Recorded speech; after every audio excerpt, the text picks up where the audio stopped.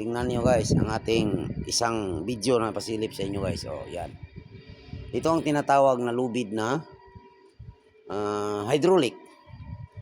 Dito may label siya. O, tingnan nyo yung pressure niya. Ito pressure. O, ikutin mo lang to dito, pressure to. Mag-label ka na may label sign. I-label mo dito. Pag i-down mo dito. Ganun. Da-down yan. Pag i-right mo, right side, ganun mo lang. Dito na side. Right side, left side, no? So, ang lubid na to, ang hydraulic niya ay apat, no? Ayan. Apat ang paa. Tingnan nyo guys. So, isa, dalawa, tatlo, apat, no? So, yan. Yan ang nagpapatayo nito. At pag magpapaakyat sila guys, ibaba to siyang rampa niya, bali, nasa harapan. Pagbaba doon, iakyat ang mga loader o bulldozer, no? So, dito naman sa gitna, yan. Nandyan ang ating makina, yung may takip dyan. Pag nag-start kayo, dito lang nyo pa andarin. Nasa gilid. Lahat ng lubid na hydraulic. Hilain mo lang to, accelerator niya. Pag start mo to dyan, makikita mo dito may digital. No? Ganyan lang, no? So, pag magkarga ng kahit anong bigat, 120 tons, 165 tons, dito ikakarga. Kaya niyang bitbitin, no? Yan, sa sobrang laki, no? Ito yung nakita niyo, apat ang gulong. Difference, no? Apat. Isa, dalawa, tatlo, apat. May 6 tayo ganito. Pero halos apat, tatlo, apat. Ang marami dito ay 6 na difference. So, kung magbili ka ng gulong kung sa atin, ubos pera mo, no? So, dito sa kanila, mura lang kasi nasa Saudi, no?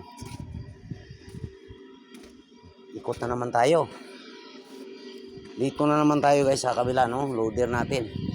Pasilip natin guys lahat natin, no? Hindi maiwasan tayo yung vlogger.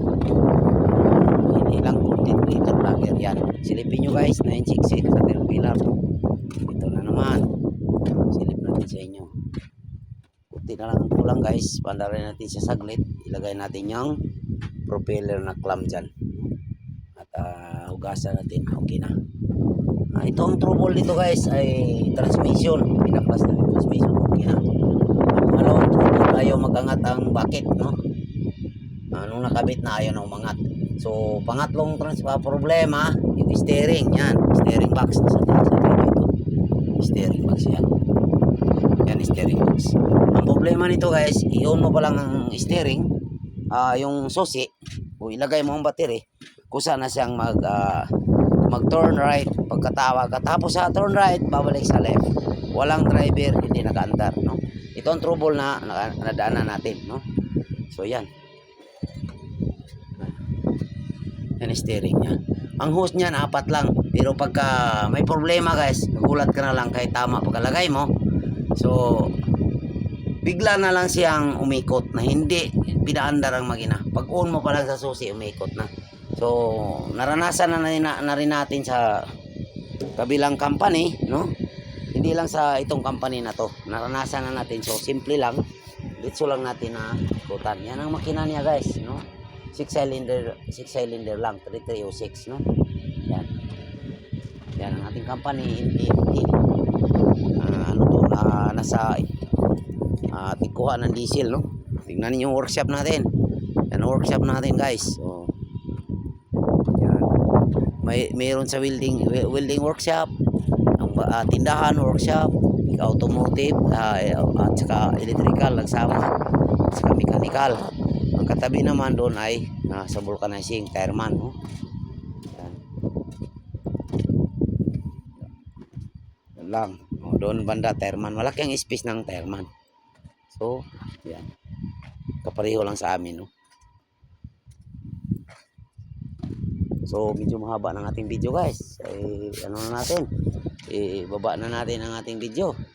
Para iba na naman ating gagawin na video, pasilip natin sa inyo. Medyo malinis ngayon, guys, kaya lahat ng gulong dito kinuha na yung mga luma, no? Pero yan, gumagana pa yan, lahat ng yantas dyan.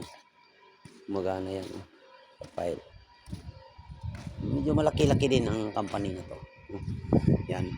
Doon naman banda, mga bahay na tinitira ng mga tao, parang simenteryo yung bahay, nakadikit-dikit lang, no? Nagdubli-dubli ang mga bahay doon, no? Pati dito banda sa likod. Puno yan ang mga tao. Minsan pag magsidatingan ang mga tao, lahat dito mga driver, wala nang matulugan ng iba. Kasi puno, no? Sa sobrang daming tao. Pilipino, ang dami. Okay? So, medyo tapos na ang ating live. Tapusin na natin paglinis, pati kabit na natin yung ano, yung cylinder head maya kung matapos paglinis. Okay? Ngayon may takip yan, bukas buksan na natin yan. Okay? Tayo magbabay na. Like and follow and share guys, huwag kalimutan.